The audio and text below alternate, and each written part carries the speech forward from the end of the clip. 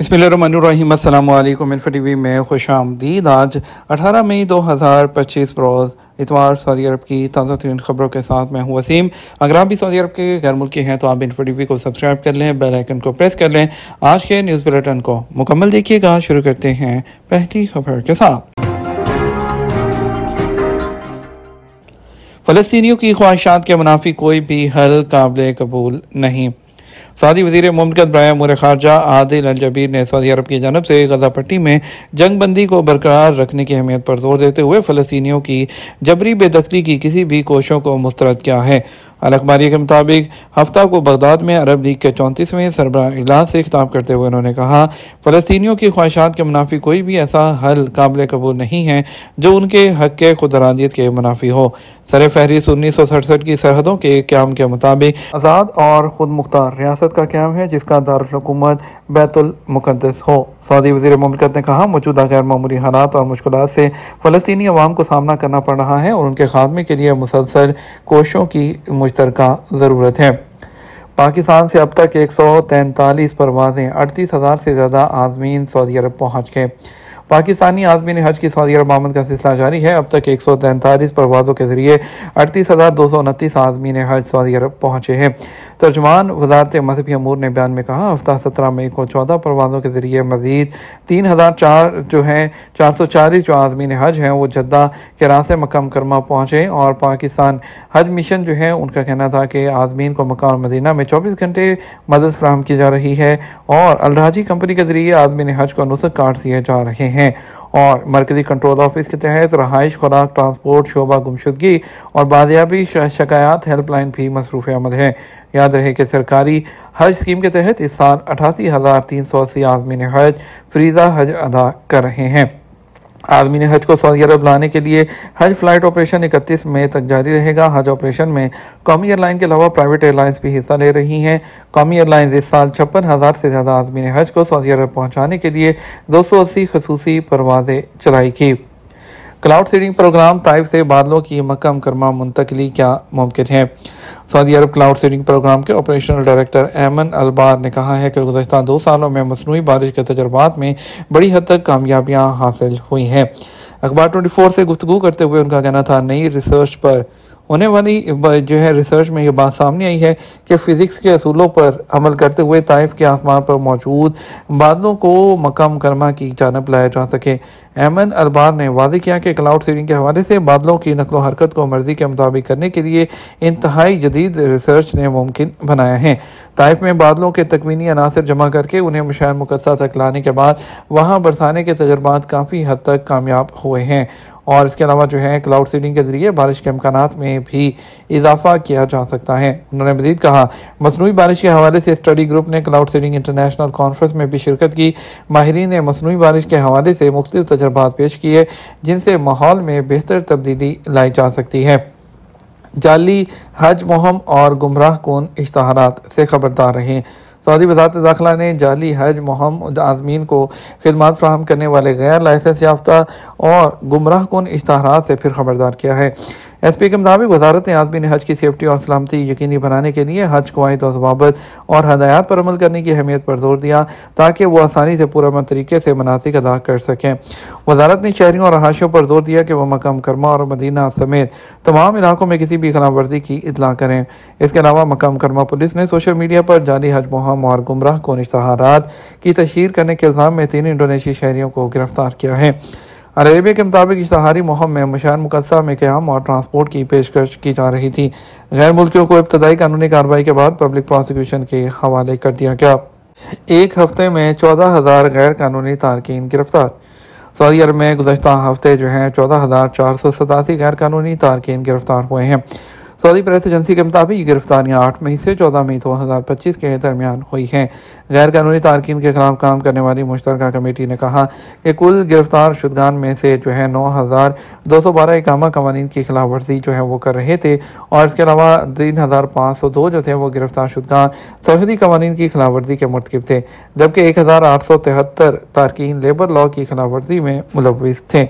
इसी तरह सरहद जो है अबूर करके गैर कानूनी तौर पर मुल्क से बाहर जाने की कोशिश करते हुए 49 अफराद गिरफ्तार हुए हैं। कमेटी ने कहा गैर कानूनी तारकीन को सहूलत फ्राहम करने पर 23 अफराद को गिरफ्तार किया गया।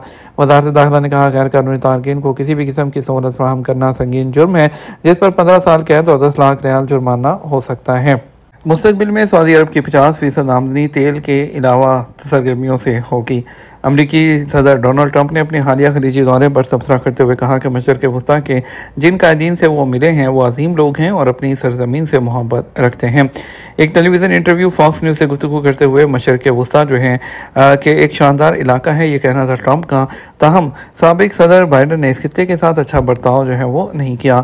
सदर ट्रंप जो अपनी दूसरी मुद्दत सदारत में हैं, खलीजी मुल्कों के पहले दौरे के आगाज़ पर रियाद आए थे।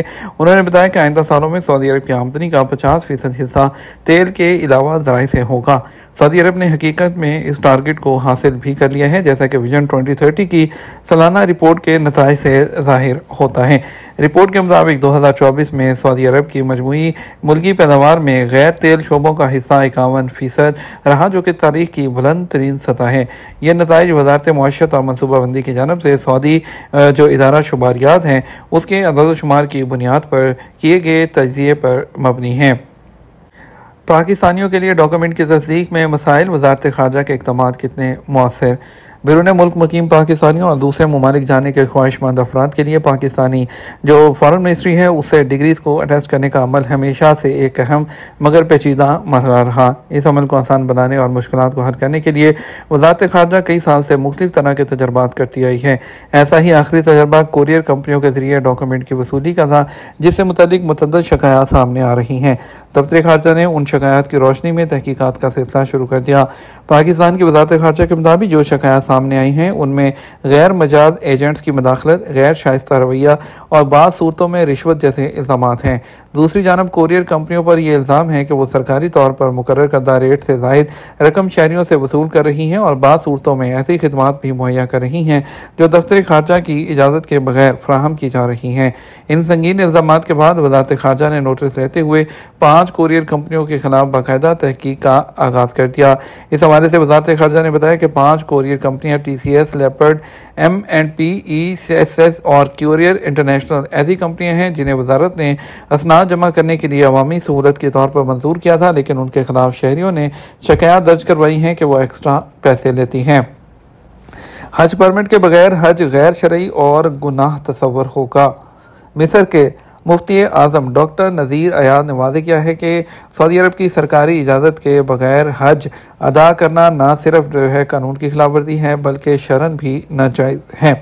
मसरी खबरसां इदारे जो है मिडल ईस्ट न्यूज़ एजेंसी को दिए गए एक इंटरव्यू में उन्होंने कहा कि वली अमर की अताअत इस्लाम का बुनियादी असूल है और जब इजाज़तनामे का हसूल अवामी मफाद के लिए ज़रूरी करार दिया गया है तो उसकी खिलाफ वर्जी गुनाह की कैटेगरी में आती है। उसके मुताबिक जो शख्स इजाज़तनामे के बगैर हज पर जाता है वो गुनाहगार होता है क्योंकि वो वली अमर की नाफरमानी का मुर्तकिब होता है। डॉक्टर अयाद का कहना था कि इजाज़तनामा अब इस्तिताअत की बुनियादी शर्त बन चुका है। अगर किसी के पास मौजूद नहीं तो वो शरीयत की रोज़ से मुस्तती ही नहीं, लिहाजा उस पर हज भी फ़र्ज नहीं है। सऊदी प्रोजेक्ट से सकाफती विरसा वर्चुअल टूरिज्म में तब्दील। शाह अब्दुल अजीज़ यूनिवर्सिटी की faculty of architecture and planning ने वर्चुअल टूरिज्म प्रोजेक्ट मुकम्मल कर लिया। ये प्रोजेक्ट सऊदी अरब के अहम मकामात की सियाहत के हवाले से जियोमेट्रिक्स टेक्नोलॉजीज़ का इस्तेमाल करते हुए किया गया। सऊदी खबरसां एजेंसी SP के मुताबिक सऊदी अरब का ये इक़दाम मकामात की सियाहती नुमाइश को बढ़ाना, डेटा की बुनियाद पर तजिया करना और टेक्नोलॉजी के बढ़ते हुए इस्तेमाल की अक्कासी करना है। जियोमेट्रिक्स जियोग्राफिया, इंजीनियरिंग और रिमोट सेंसिंग को यकजा करने का मैदान है जिससे मुख्तलिफ शोबों में फैसला साजी में मदद मिलती है। SP के मुताबिक इस प्रोजेक्ट से सियाहत के जरिए सऊदी अरब को आलमी पोजीशन में लाने में मदद फ्राहम करना है। विजन 2030 के जरिए डिजिटल तब्दीली में मुआवनत फ्राहम की जा रही है ताकि जदीद टेक्नोलॉजी का इस्तेमाल करते हुए हैरत अंगेज़ तजर्बात तख्लीक किए जाएँ जिससे सार्फिन को सकाफती विरसे में मदद मिलती है। Saudi food and drug authority की लेबॉर्ट्रीज 1446 हिजरी के हर सीज़न के दौरान आदमीन के खाने की हिफाजत को यकीनी बनाने के लिए अपनी कोशिशों को मुतहर्रिक कर रही हैं। Saudi food and drug authority की लेबॉर्ट्रीज़ ने 1446 हिजरी के हर सीज़न के लिए अपनी तैयारियां मुकम्मल कर ली हैं।